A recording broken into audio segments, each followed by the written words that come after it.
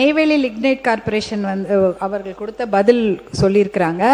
ஆனால் பார்த்தீங்கன்னா CSR corporate social ரெஸ்பான்சிபிலிட்டிக்கு ஒரு சதவீதம் கொடுக்கணும். அதை மட்டும் அவங்க கொடுக்குறாங்களான்னு பாருங்க, கிடையவே கிடையாது. மனசாட்சி இல்லாத நிறுவனம் எதுனா அது என்எல்சி தான். தமிழ்நாட்டில் மனசாட்சி இல்லாமல் எல்லா விவசாயிகளையும் ஒரே நைட்டு வெளியில் தூக்கி போட்டுட்டு தண்ணியும் உறிஞ்சு அதை வளத்தையும் கெடுத்துட்டாங்க. அவங்களுக்கு எக்ஸாம் வச்சு வேலை எடுக்கிறாங்க. எதுக்கு எக்ஸாம் வச்சு வேலை எடுக்கிறாங்க? மண்ணின் மைந்தர்கள் அவர்கள். அவங்களுக்கு வேலை அங்க கொடுக்கணும், இல்ல ட்ரைனிங் போட்டு கொடுக்கணும். அதெல்லாம் கிடையாது. எக்ஸாம் போட்டு வேலை போட்டு வெளியூர்ல தான் ஆளை கூட்டு வந்து வேலை வாங்குறாங்களே தவிர நலம் கொடுத்த விவசாயிக்கும் விவசாயியோட பிள்ளைக்கு வேலை கொடுக்கறது இல்ல. என்ட்ரன்ஸ் எக்ஸாம் எதுக்கு? +2 மெடிக்கல் சீட்டா கொடுக்குறாங்க. என்ட்ரன்ஸ் எக்ஸாம் கொடுத்து வேலை எடுத்துட்டு இருக்காங்க. அதனால என்எல்சி கொடுக்குற எந்த தகவலுமே அது உண்மைக்கு புறமான தகவலாக தான் இருக்கும். சிஎஸ்ஆர் எவ்வளவு ஃபண்ட் அவங்க செலவு பண்ணியிருக்காங்கன்னு பாருங்க. அதுக்கு ஒரு கணக்கு கொடுப்பாங்க. ரோடு போட்டோம், இது பாலம் கட்டணும்னு. அது அவங்களுடைய வளாகத்துக்குள்ளதான் பண்ணியிருப்பாங்களே தவிர மக்களுக்கு எதுவுமே பண்ணவே இல்லை. அதை நீங்க தெளிவுபடுத்தி. மாண்புமிகு தொழில்துறை அமைச்சர். மாண்புமிகு பேரவைத் தலைவர் அவர்களே, இந்த என்எல்சி நிறுவனத்தை பத்தி உண்மையாவே நிறைய பேர் நிறைய கோரிக்கைகள் வைக்கிறாங்க. முனைவர் அவர்கள் சொன்ன மாதிரி சிஎஸ்ஆர் ஃபண்ட்லேருந்து அவங்க ஒதுக்காமல் நிறைய பிரச்சனைகள் பண்ணியிருந்திருக்கலாம் இதுவரை. இதே மாதிரி விவசாயிகளுக்கு அதனால பாதிக்கப்பட்டு இன்னைக்கு இருந்திருக்கலாம். ஆனால் நம்ம முதலமைச்சர் என்னைக்குமே விவசாயிகளுக்கு ஏதாவது ஒரு பிரச்சனைனா நிற்கிறவர். கண்டிப்பாக அந்த பிரச்சனையை நாங்கள் இன்னைக்கு சால்வ் பண்ணி தருவோம். இந்த அரசாங்கம் இப்போ வந்திருக்கு, 3 மாதம் தான் ஆயிருக்கு. அதுக்கான கமிட்டி நீங்கள் கேட்ட மாதிரி நாங்கள் போட்டிருக்கோம். முத்தரப்பு பேச்சுவார்த்தை நடந்துகிட்டு இருக்கு. கமிட்டி இப்ப போட்டிருக்கோம். அதுக்கான தகவல்கள் உங்களுக்கு வரும். கண்டிப்பா யாருக்கும் எதிராக நாங்க நடந்துக்க மாட்டோம். விவசாயிகளுக்கு கண்டிப்பா சப்போர்ட்டா இருப்போம், மக்களுக்கும் சப்போர்ட்டா இருப்போம். அதே என்எல்சி நிறுவனம் அந்த மாதிரி இருக்காங்க அப்படின்னா அதுக்கான நடவடிக்கை இந்த அரசாங்கம் கண்டிப்பா எடுக்கும். பழைய சிறைச்சாலை தெருவிலே அமைந்திருக்கின்ற வாழ்விட மேம்பாட்டு வாரியத்தில் 707 குடியிருப்புகள் பிப்ரவரி மாதம் மாண்புமிகு எங்கள் திராவிட மாடல் ஆட்சியின் நாயகன் அவர்கள் திறந்து வைக்கப்பட்டது. அது பராமரிப்பு தற்போது முற்றிலும் புறக்கணிக்கப்பட்டிருக்கின்றது. சுகாதாரத்துறை, மின்சார தடை, குப்பை அள்ளுவது, தானியங்கி இயங்குவது தடை செய்யப்பட்டு முற்றிலுமாக அந்த மக்கள் பெரிதும் பாதிப்புக்குள்ளாகி இருக்கிறார்கள். மாநகராட்சியை கேட்டால் பெருநகர வளர்ச்சி குழுமம் என்கிறார்கள். பெருநகர வளர்ச்சி குழுமத்தை கேட்டால் சென்னை மாநகராட்சி. கவன ஈர்ப்பு தீர்மானத்தில் எழுதினதை மட்டும் படிங்க. முழுக்க எழுதியிருக்கேன், பதிவு எழுதியிருக்கேன். ஒரே ஒரு அரசு இல்ல, நீங்க விளக்கம் சொல்றது அமைச்சர் பதில் சொல்லாத போது அது குற்றச்சாட்டாக மாறிவிடும். அவர்கள் கூர்ந்து பதிவு மட்டும் பண்ணுங்க, நான் பதில் சொல்றேன். அது என்னவென்றால், நான் இந்த கவன ஈர்ப்பை கொடுத்து 10 நாட்களுக்கு பிறகு நேற்றைக்கு முன்தினம் கூட புறக்காவல் நிலையம் செயல்படாததால் பெரும் கலவரம் ஏற்பட்டு விஜய் போண்டா என்பவரும் ஆனந்த் என்பவரும் தாக்கப்பட்டு தற்போது ஆபத்தான நிலையில் மருத்துவமனையில் அதிக்கப்பட்டிருக்கிறார்கள். ஆகவே உரிய ஏற்கனவே ஏற்படுத்திய கட்டமைப்புகளுக்கு பராமரிப்பை செய்ய வேண்டும் என்று பேரவைத் தலைவர் வாயிலாக இந்த துறை அமைச்சரை கேட்டுக்கொள்கிறேன். இந்த கவனத்தை ஈர்க்கிறேன், அவையின் கவனத்தை ஈர்க்கிறேன். மாண்புமிகு தொழில்துறை அமைச்சர் அவர்கள். மாண்புமிகு பேரவைத் தலைவர் அவர்களே, மாண்புமிகு உறுப்பினர் அவர்கள் ஒரு பட்டாசு தொழில் பற்றி கேள்வி கேட்டிருந்தாரு. இந்த ஆய்வு 1/1/2026 13/7/2026 ஒரு கடந்த 6 மாத காலமாக நடந்துகிட்டு இருக்கு. இங்கே பட்டாசு தொழில் பார்த்தீங்கன்னா 1000க்கும் மேற்பட்ட பட்டாசு உற்பத்தி ஆலைகள் இருக்குது. இது நம்ம கவனத்துக்கு வந்த உடனேவே பார்த்தீங்கன்னா தொடர்ந்து ஒரு 4-5 ஆக்சிடெண்ட் தொடர்ந்து நடைபெற்றுட்டே இருந்தது. அதனால தான் இந்த ஆய்வு நடத்தப்பட்டுச்சு. அப்படி நடத்தப்படும் போது 177 பட்டாசு ஆலைகள் விதிமீறல்கள் கண்டறிந்து அதை உடனடியாக ஆய்வுக்கு உட்படுத்தி, ஆனால் 13ஆம் தேதிக்கு முன்னாடியே அதெல்லாம் சரிப்படணும் அப்படின்னு சொல்லி அவங்க அந்த விதிமீறல்லாம் இருக்காது அப்படின்னு சொல்லி அந்த எல்லாத்தையும் மாற்றிட்டாங்க. மாற்றினக்கப்புறம் மாவட்ட நிர்வாகம் 49 இதை ரிலீஸ் பண்ணாங்க. அதே மாதிரி டிஷ்ல இருந்து 128 நிறுவனங்களும் அது சரி பண்ணப்பட்டிருக்கு அப்படின்னு சொல்லி விடுவிக்கப்பட்டிருக்கு. இது கரெக்டாக நம்ம அட்ரஸ் பண்ணியிருக்கோம். பட்டாசு தொழிலாளர்கள் பாதிக்கப்படாமல் நம்ம தாவேக அரசுல சிறப்பாக செயல்படுறாங்க. அதே மாதிரி சந்தோஷமாகவும் இருக்காங்க. நன்றி. மாண்புமிகு உறுப்பினர் காதர் பாஷா முத்துராமலிங்கம் அவர்கள். மாண்புமிகு பேரவைத் தலைவர் அவர்களே, நம்முடைய தமிழகத்துடைய பாரம்பரிய நீங்க கவன ஈர்ப்பு கொடுத்திருக்கிறத படிச்சிருங்க. அப்படியே அதைத்தான் சொல்றேன், படிங்க. நான் கவனத்தை ஈர்க்கிறது மட்டும் தான் செய்யறேன். தமிழகத்தினுடைய பாரம்பரிய மீனவர்கள் சம்பந்தமாக இன்று ஒரு கவன ஈர்ப்பு வந்தது. பொதுவாக திராவிட மாடல் ஆட்சியில் 2023ஆம் ஆண்டு எங்களுடைய கழகத்துடைய தலைவர் தலைமையில் ஒரு குழு அமைக்கப்பட்டது. மாண்பு உறுப்பினர் இல்லைங்க, இல்லை எந்த விளக்கத்தையும் இல்லை வேண்டுகோளை வைக்கிற நேரம் அல்ல.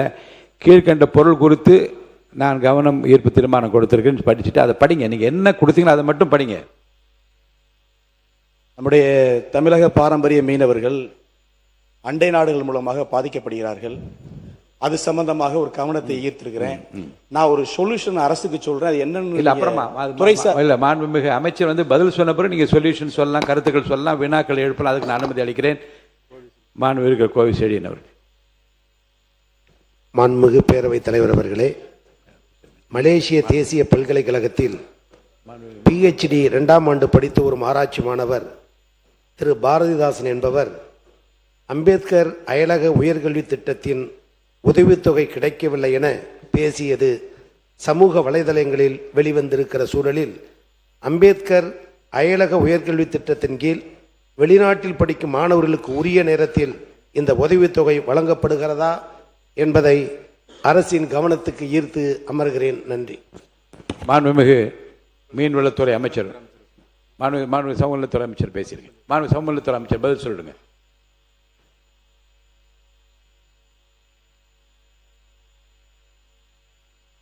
மாண்புமிகு பேரவைத் தலைவர் அவர்களே, இந்த அவையில் இருக்கிற எதிர்க்கட்சி தலைவர் உள்ளிட்ட அத்தனை பேருக்கும் என்னுடைய வணக்கங்களை தெரிவித்துக் கொள்கின்றேன். இதை பார்த்து கொண்டிருக்கின்ற மாண்புமிகு முதல்வர் அவர்களுக்கும் என்னுடைய வணக்கத்தை தெரிவித்துக் கொள்கின்றேன். மரியாதைக்குரிய உறுப்பினர் எழுப்பிய அந்த கேள்வி 2 நாட்களாக அது அரசியல் உள்நோக்கத்தோடு பரப்பப்பட்டு வருகின்றன. அதற்கான பதிலை மட்டும் நான் சொல்ல கடமைப்பட்டிருக்கின்றேன்.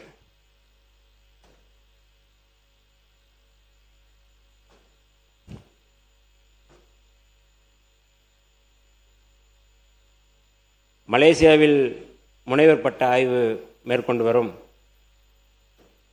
திரு பாரதிதாசன் என்ற மாணவருக்கு அண்ணல் அம்பேத்கர் அயலக கல்வி உதவித்தொகை திட்டத்தின் கீழ் கல்வி உதவித்தொகை வழங்கப்படவில்லை என ஊடகங்களில் வெளியான செய்தி தவறான செய்தி, உள்நோக்கத்தோடு அரசியல் நோக்கத்தோடு பரப்பப்படுகின்ற செய்தி என்பதை சமூக நீதி துறையின் சார்பாக சொல்ல விரும்புகின்றேன். மாணவர் மலேசிய நாட்டில் உள்ள நேஷனல் யூனிவர்சிட்டி ஆஃப் மலேசியாவில் PhD படிப்பில் உயர்கல்வி பயில மேற்படி மாணவர் திரு பாரதிதாசன் என்பவருக்கு 3 ஆண்டுகளுக்கு அண்ணல் அம்பேத்கர் அயலக கல்வி உதவி தொகை திட்டத்தின் கீழ் உதவித்தொகை வழங்கிட ஒப்புதல் அளித்து ஆதிதிராவிட நலத்துறை இயக்குநரால் கடந்த 9/1/2025 அன்று பரிந்துரை கடிதம் வழங்கப்பட்டுள்ளது. கடந்த ஆட்சி காலத்தில் கொடுக்கப்பட்டுள்ளது. ஆனால் அம்பேத்கர் அயல்நாட்டு கல்வி உதவித்தொகை திட்டத்தின் கீழ் ஒரு மாணவருக்கு கல்வி நிறுவனத்திற்கு செலுத்தும் கட்டணம் மற்றும் அவர் வெளிநாட்டில் வாழ்க்கை செலவினம் மற்றும் இதர செலவினங்கள் சேர்த்து அதிகபட்சம் 36 லட்சம் வழங்கப்படுகிறது. நேஷனல் யூனிவர்சிட்டி ஆஃப் மலேசியாவில் மாணவர் திரு பாரதிதாசன் பயிலும் PhD படிப்புக்கு ஆண்டொன்றுக்கு கல்வி கட்டணமாக 5 லட்சம் நிர்ணயம் செய்யப்பட்டுள்ளது. இந்த நிலையில் மாணவர் 2025-2026ஆம் ஆண்டு தனது 1ஆம் ஆண்டு PhD படிப்புக்கு கல்வி கட்டணம் போக மீதமுள்ள 31 லட்சத்தையும் வாழ்க்கை மற்றும் ஆராய்ச்சிக்கான செலவினமாக கோரியிருந்த நிலையில் அரசால் மீதமுள்ள 31 லட்சத்தை வாழ்க்கை மற்றும் ஆராய்ச்சிக்கான செலவினமாக வழங்கப்பட்டுள்ளது. இத்தொகை பெற்றபின் உரிய செலவினங்களுக்கான ஆவணங்களை உடனே சமர்ப்பிக்குமாறு அறிவுறுத்தப்பட்டுள்ளது. ஆனால் மாணவரால் கடந்த 10 மாதங்கள் கடந்த பின்னரும் அதற்கான ஆவணங்களை சரிவர சமர்ப்பிக்காமல் கடந்த 2ஆம் ஆண்டிற்கான உதவித்தொகை 36 லட்சத்தை கோரி வருகிறார். 10 மாதங்கள் கடந்த பின்னரும் அவர் இன்னமும் அந்த 36 லட்சத்தை அவர் கோரி வருகிறார். இருந்தபோதிலும் மாணவரின் கல்வி நலனை கருத்தில் கொண்டு மாணவரின் 2ஆம் ஆண்டு PhD கல்விக்கு அவர் பல்கலைக்கழகத்திற்கு செலுத்த வேண்டிய முழு கல்வி கட்டணம் 5.57 லட்சம் மற்றும் மாணவருக்கு வாழ்க்கை செலவினமாக 6.65 லட்சம் ஆக மொத்தம் 12 லட்சம் அரசால் விடுவிக்கப்பட்டுள்ளது. இதுவரை மாணவருக்கு வழங்கப்பட்ட தொகை பின்வருமாறு நாங்கள் அந்த அட்டவணை பட்டியலிட்டிருக்கின்றோம். அதில் கடந்த 20/5/2025 அன்று அவருக்கு 5,50,000 638,000 வழங்கப்பட்டிருக்கின்றது. அதேபோல் 20/5/2025 அன்று 48 லட்சம் வழங்கப்பட்டிருக்கின்றது. அதே 20/5 7/5/2026 வரை 11 லட்சம், ஏறக்குறைய 10,90,253 ரூபாய் வழங்கப்பட்டிருக்கின்றது. 20/5/2025 அன்று 18,568 ரூபா வழங்கப்பட்டிருக்கு. 20/5/2025 அன்று 52,463 ரூபா வழங்கப்பட்டிருக்கின்றது. 19/6/2025 முதல் 7/5/2026 வரை 18,89,047 ரூபா வழங்கப்பட்டிருக்கின்றது. 26/3/2026 அன்று அவருக்கு வழங்கப்பட்ட தொகை 5,56,937 ரூபா வழங்கப்பட்டிருக்கின்றது.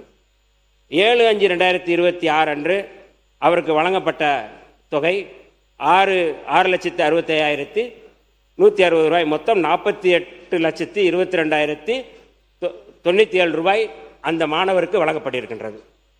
ஆனால் மேற்கண்டவாறு இதுவரை 48,22,097 ரூபாய் மாணவரின் கல்வி நலன் கருத்தில் கொண்டு மாணவருக்கு விடுவிக்கப்பட்டுள்ளது. ஆனாலும் அதற்குரிய சரியான பயனீட்டு விவரங்கள் மற்றும் ஆவணங்களை சமர்ப்பிக்காமல் உள்ளார். மேலும் உரிய ஆவணங்களை சமர்ப்பிக்காமலே கூடுதல் தொகை பெற சமூக வலைத்தளங்கள் மற்றும் ஊடகங்கள் மூலம் மாணவர் தவறான கருத்துக்களை சொல்லி வருகிறார். அண்ணல் அம்பேத்கர் அயல்நாட்டு கல்வி உதவித்தொகை திட்டத்தில் ஆதிதிராவிடர் மற்றும் பழங்குடியினர் மாணவர்களுக்கு உயர்கல்வியினுடைய உதவித்தொகை வழங்குவதில் எந்தவித தாமதமோ தடங்களோ இதுவரை இல்லை. மாணவரின் தவறான செய்திகளின் உண்மைத்தன்மையை சரிபார்க்காமல் அரசியல் உள்நோக்கத்தோடு அவதூறு பரப்பப்பட்டு வருகிறது. அண்ணல் அம்பேத்கர் அயல்நாட்டு கல்வி உதவித்தொகை கடந்த ஆண்டை விட இந்த ஆண்டு 362 மாணவர்களுக்கு நம்முடைய அரசு, தாவேக அரசு அயலக கல்வி உதவித்தொகை வழங்கி வருகிறது. போன முறை 84 கோடி வழங்கப்பட்டது.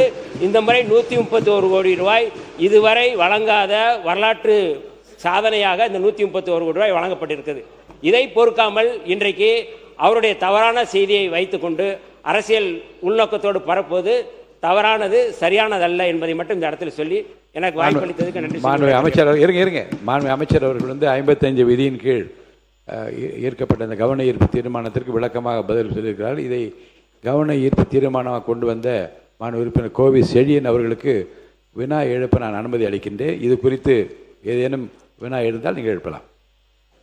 மாண்புமிகு பேரவைத் தலைவர் அவர்களே, மாண்புமிகு சமூக நீதித்துறை அமைச்சர் சொன்ன அம்பேத்கர் அயலக உயர்கல்வி திட்டம் மாணவர் பாரதிதாசன் பெற்ற நிதி என்ற விவரத்தை முழுமையாக சொன்னார். நாங்களும் கேட்டோம். ஆனால் வானத்தில் பறக்கிற விமானத்தை பார்த்து விமானத்தில் ஏறுவோமா என்று ஏங்கியிருந்த கிராம ஆதிதிராவிடர் மக்களுக்கு, குறிப்பாக நீலகிரி மாவட்டம் தேயிலை தோட்டத்தை விட்டு பிள்ளை கூட கனடா சென்று பல்கலைக்கழகத்தில் உயர்கல்வி படிக்கக்கூடிய அந்த திட்டத்தை அறிவித்த தலைவர் தமிழ்நாட்டு முதலமைச்சராக இருந்த அண்ணன் தளபதி அவர்கள். அந்த திட்டத்தின் கீழ் தான் மாணவர் பாரதிதாசன் பயிலுகிறார். மாண்புமிகு அமைச்சர் 2-3 தினங்களுக்கு முன்பு இந்த திட்டத்தின் கீழ் எல்லா மாணவர்களுக்கும் நிதி உதவி அளிக்கப்பட்டு விட்டது என்ற செய்தி பரவியதற்கு பிறகு மாணவர் பாரதிதாசன் அமைச்சர் இப்படி சொல்லுகிறார், எனக்கு நிலுவைத் தொகை வரவில்லை என்ற எண்ணத்தை தான் அவர் கருத்தாக வெளியிட்டு அது இன்றைக்கு வெளியிலே மாணவர்கள் மத்தியில் கொந்தளிப்பை ஏற்படுத்தி இருக்கிறது.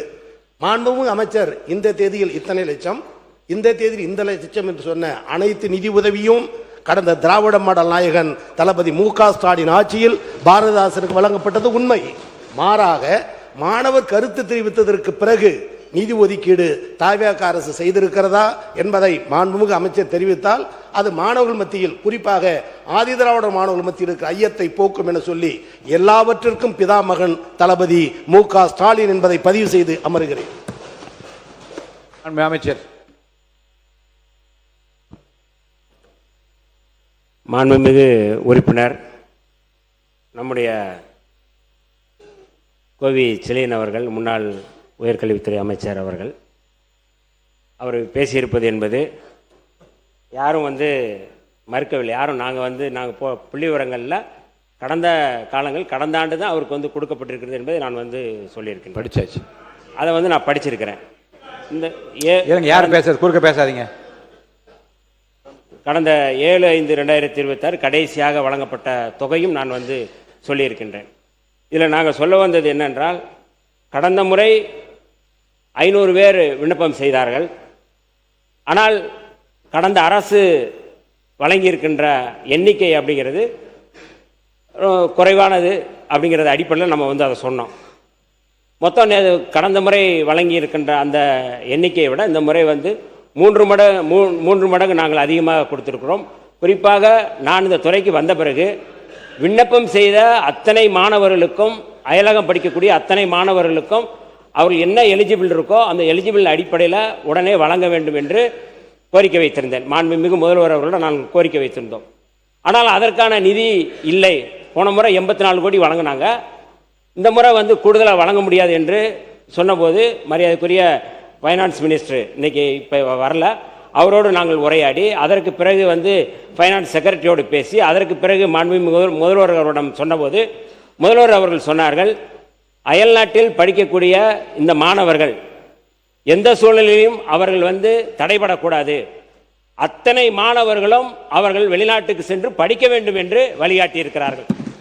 அந்த வகையில் தான் இன்றைக்கு கூடுதலாக 131 கோடி ரூபாய் கூடுதலாக இன்றைக்கு வழங்கப்பட்டு அந்த தொகை இன்றைக்கு எல்லோருக்குமே கொடுக்கப்பட்டிருக்கு.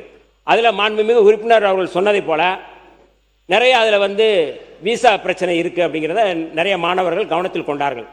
அது குறித்து எங்களுடைய செயலாளர் அவரும் அனுப்பியிருக்கிறாங்க சென்ட்ரல் கவர்மெண்ட்டுக்கு, அதாவது மத்திய ஒன்றிய அரசுக்கு. மாண்புமிகு முதல்வர் அவர்களும் இது குறித்து கடிதம் எழுதியிருக்கிறார்கள். நாங்களும் இது குறித்து கடிதம் அளிக்கிறோம்.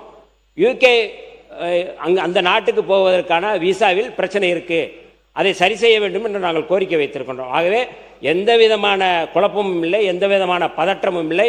அத்தனை மாணவர்களும் இந்த ஆண்டு 362 மாணவர்களும் அயலகம் சென்று படிப்பார்கள்.